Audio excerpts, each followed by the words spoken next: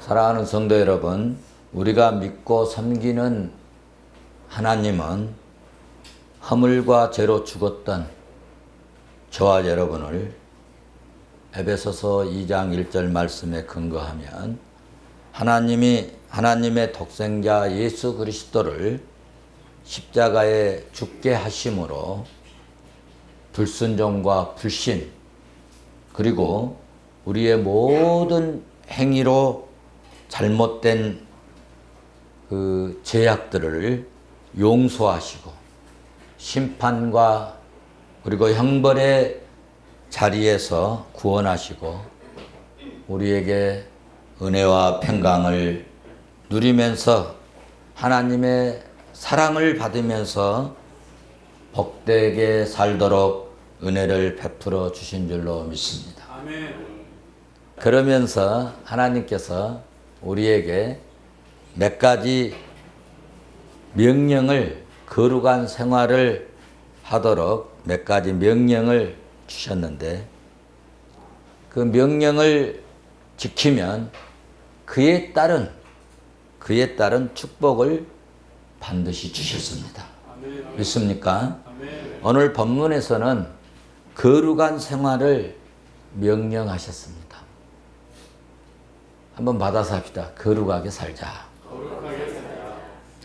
하나님에 의해서 우리 성도들에게 명령된 이 거룩한 생활은 두 가지 측면이 있습니다.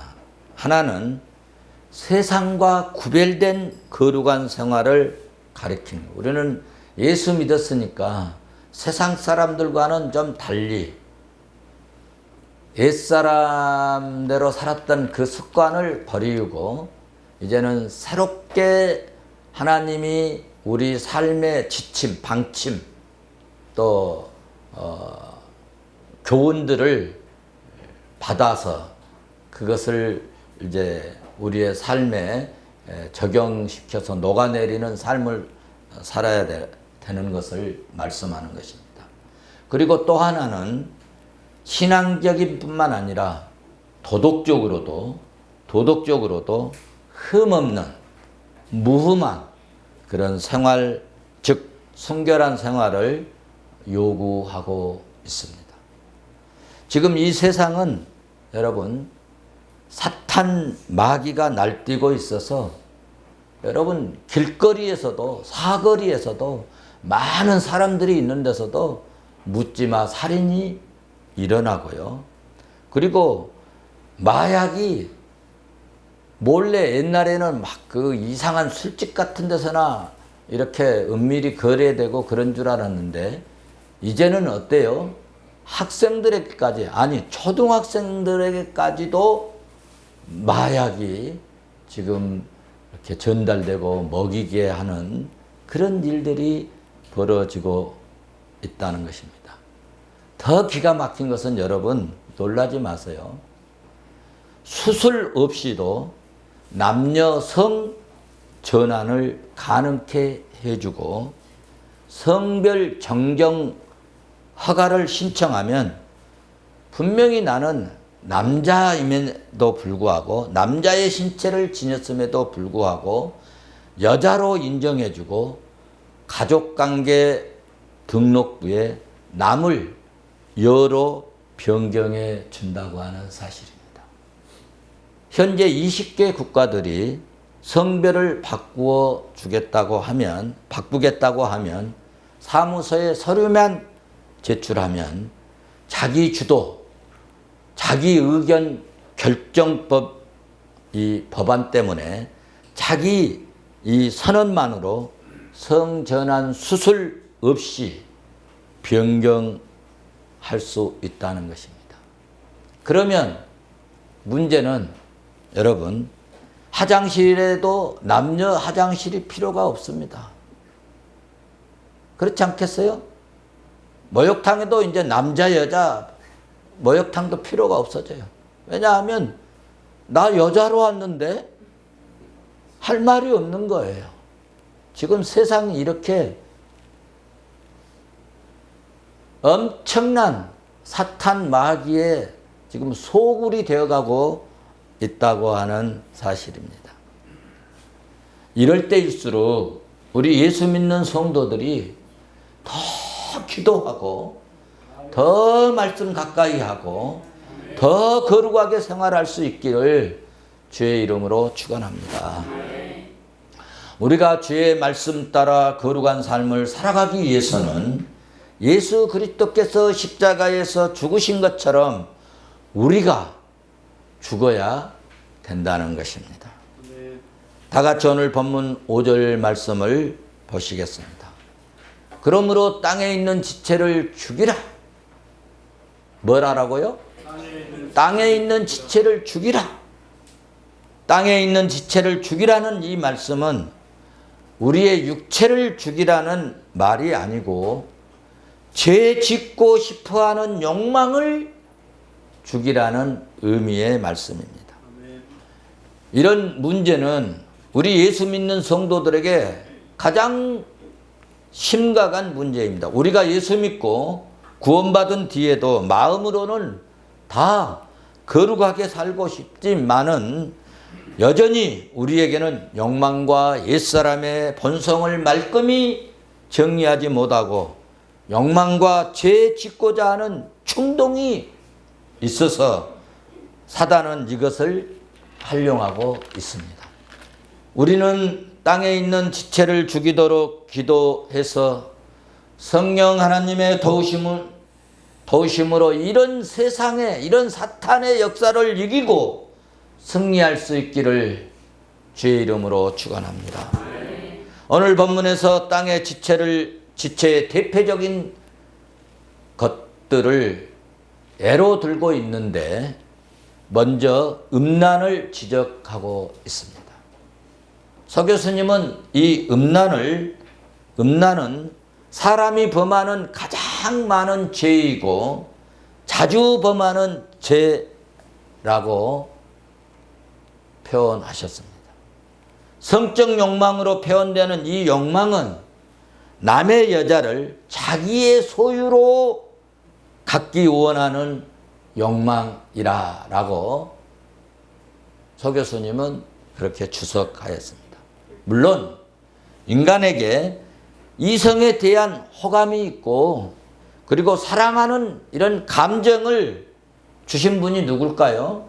하나님이시기 때문에 하나님의 은혜로 이런 감정을 갖게 됩니다. 그러나 이런 감정을 예수 안에서 주 안에서 활용해야 되고 그리고 이런 것을 이길 힘은 오직 말씀, 오직 기도에서 하나님의 은혜로만이 이길 수 있다는 것입니다. 우리 성도들은 예수 그리스도의 십자가를 붙들고 피 묻은 십자가를 붙들고 땅에 있는 지체를 죽이고 육체의 정욕에 사로잡혀서 주의 일을 그르치는 어리석음에 빠지지 않기를 바랍니다. 두 번째는 탐심입니다. 탐심이라고 하는 것은 자기 것이 아님에도 막 자기의 소유로 삼으려고 하는 것입니다. 탐심은 자기에게 주어진 것에 만족하지 못하는 거예요.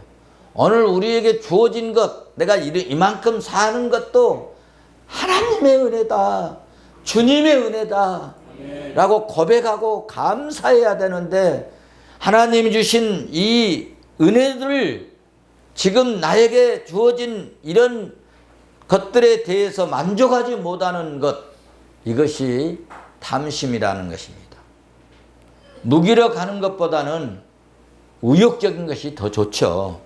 하지만 바르지 못하는 목표를 두고, 즉 남을 막 망하게 하는 그런 목표를 두고 내가 잘 되도록 가만두는가 봐라, 이렇게 삐뚤어지고 잘못된 목표를 가지고 있는 이것을 탐심이다라고 서 교수님이 정의를 해 놓았습니다.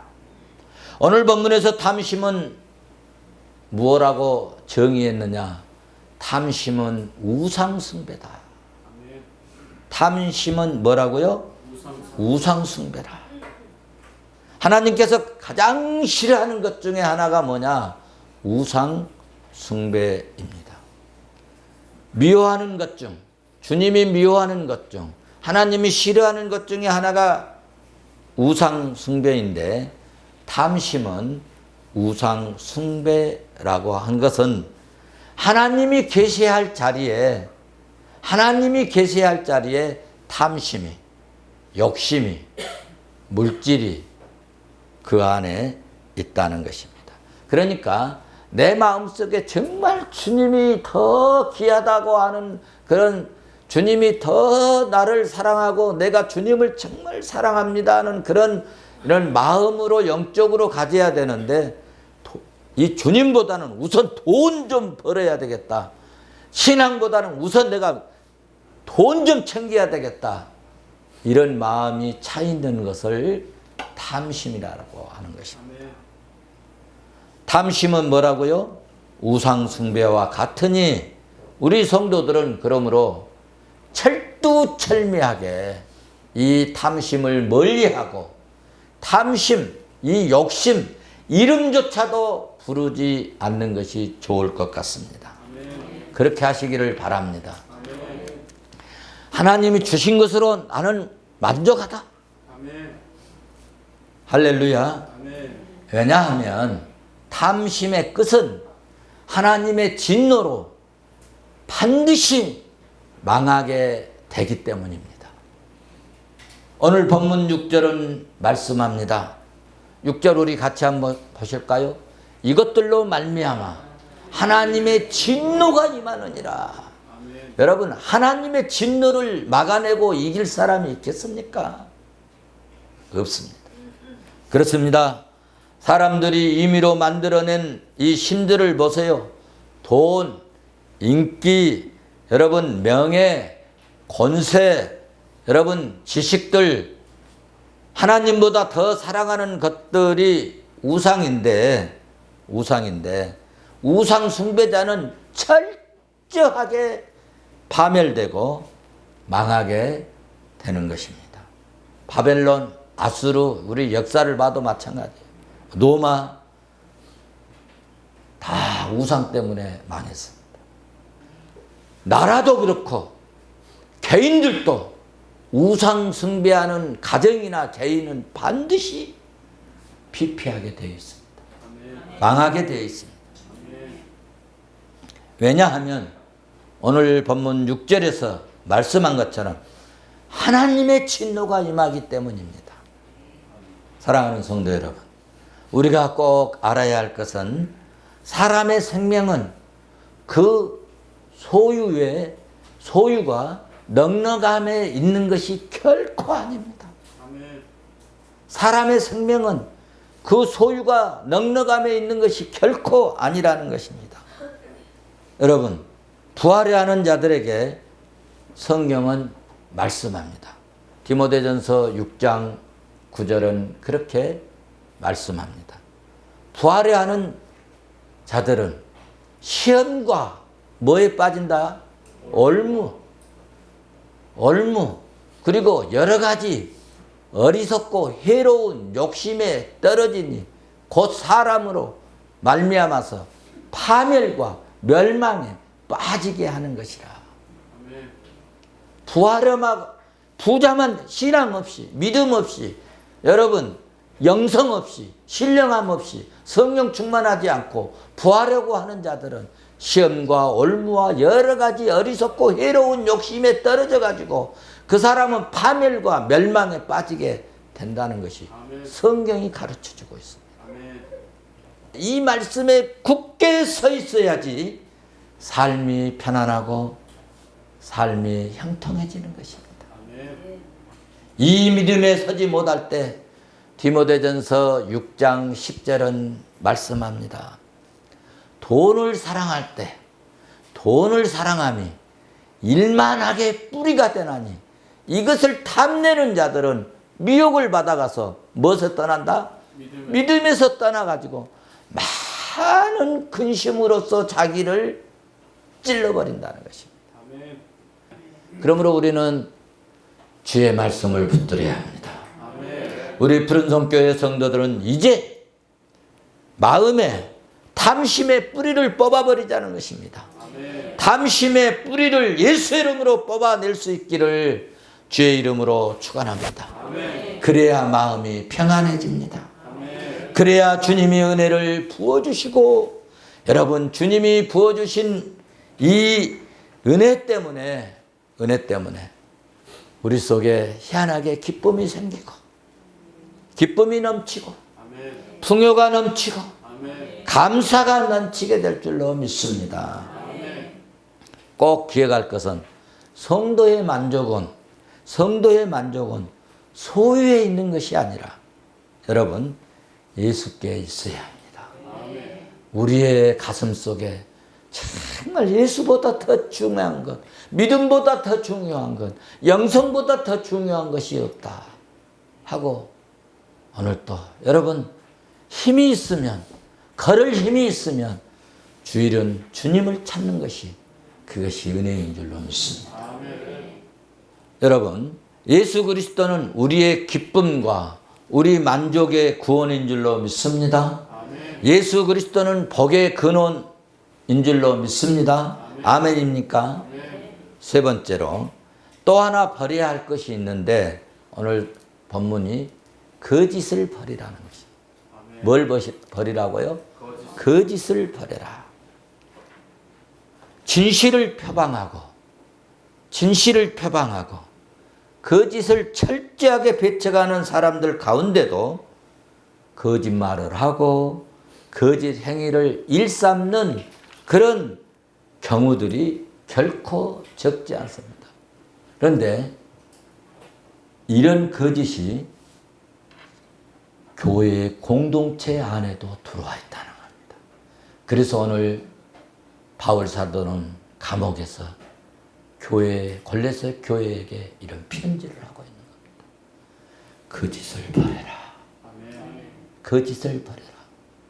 여러분 옆 사람과 한번 우리 얘기합시다. 거짓을 버립시다. 깨끗이 버립시다. 할렐루야.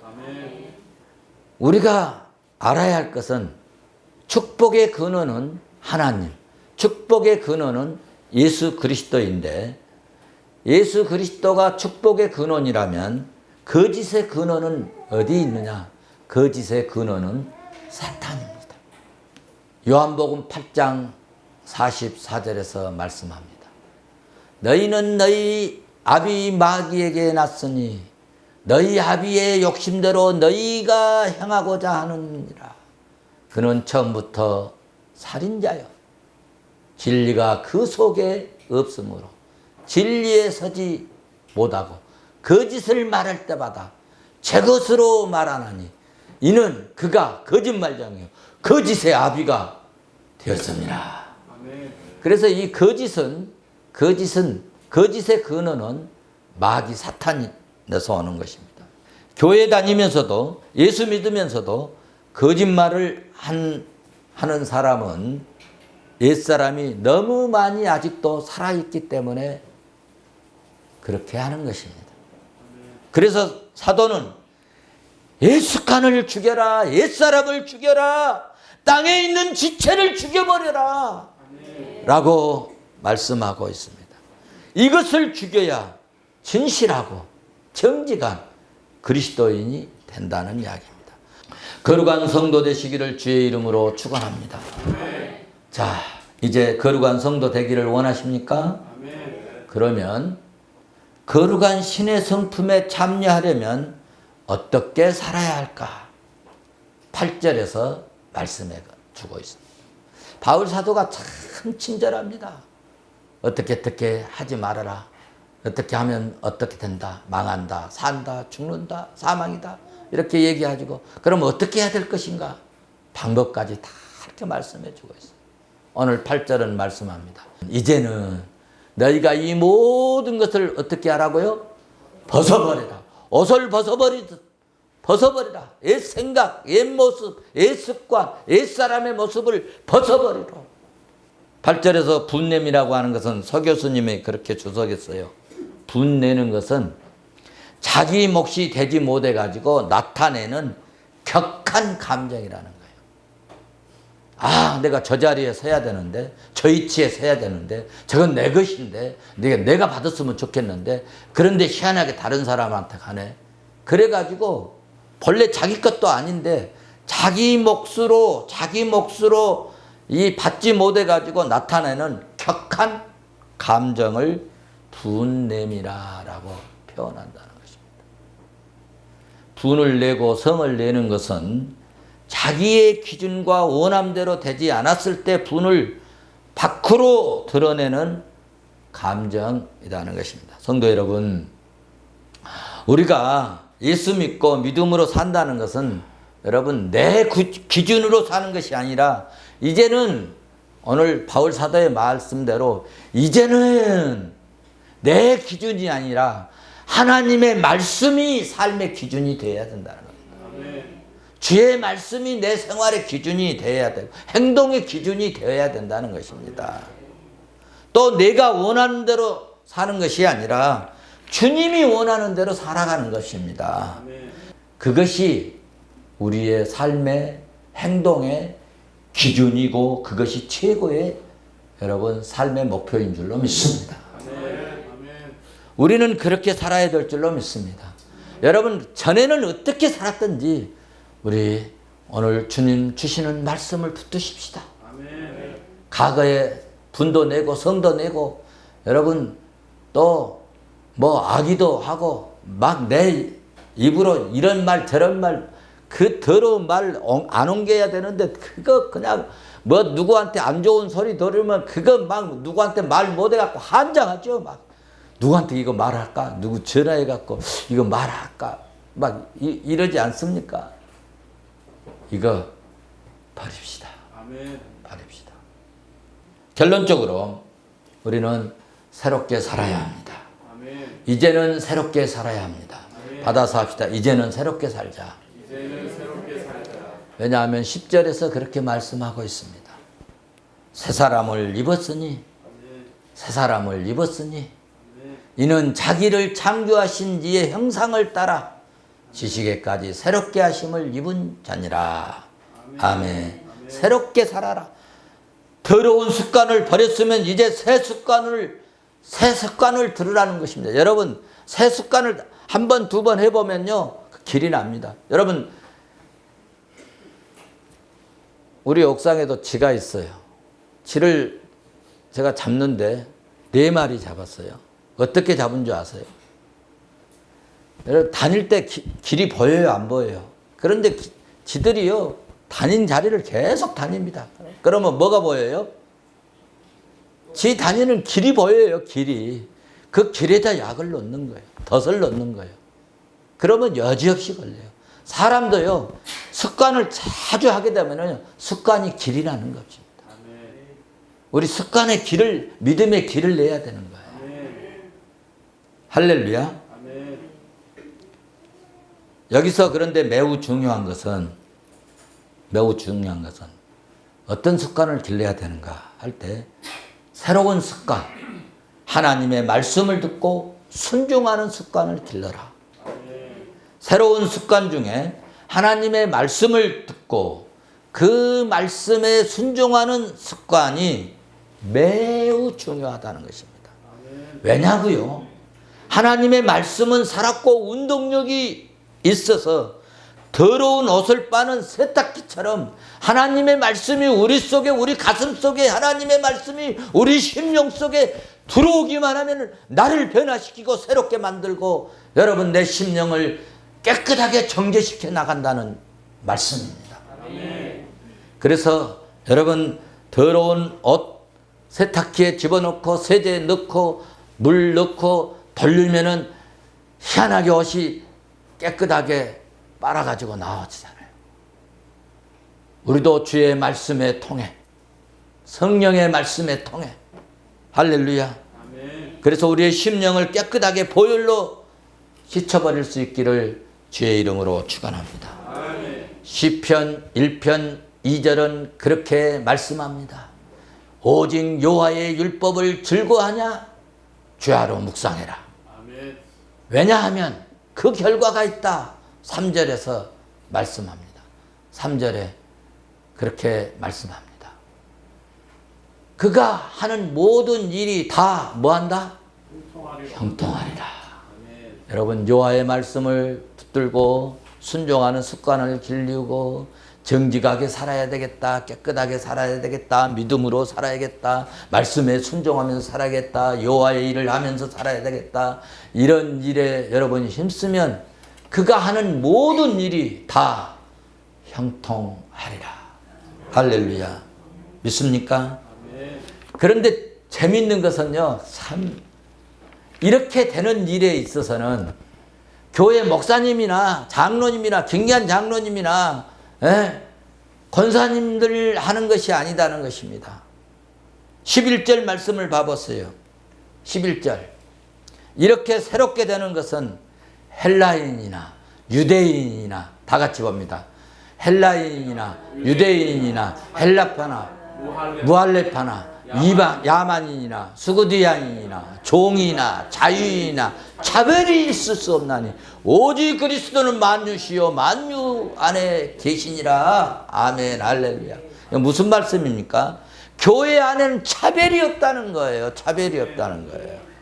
장로님, 목사님만 깨끗하게 되는 것이 아닙니다. 주일학교 어린이들도 예수 믿고 믿음으로 살면 새롭게 된다는 이야기입니다. 이제 막 교회에 나온 아버지께서 보실 때 초신자이지만은 여러분 평신도이지만은 차별이 없다는 것입니다. 여러분 교회에는 직분의 계급이 없습니다. 교회에는 나이나 성별 차이가 없습니다. 교회에서 말씀 따라 변화받은 자가 주님의 기쁨이 되고 일꾼이 되고 하나님의 축복의 종들이 된 줄로 믿습니다. 아멘. 교회에서는 말씀에 순종하는 자가 거룩하고 큰 일꾼이 되는 것입니다. 아멘. 우리 푸른성교회 성도들은 그러므로 땅에 있는 지체들을 다 죽여버립시다. 아멘. 그리고 오직 말씀, 오직 예수, 오직 순종해서 거룩하고 복된 성도, 그리고 주님이 크게 더 귀하게 더 존귀하게 쓰임받는 축복의 종들이 되시기를 주의 이름으로 축원합니다. 축원합니다.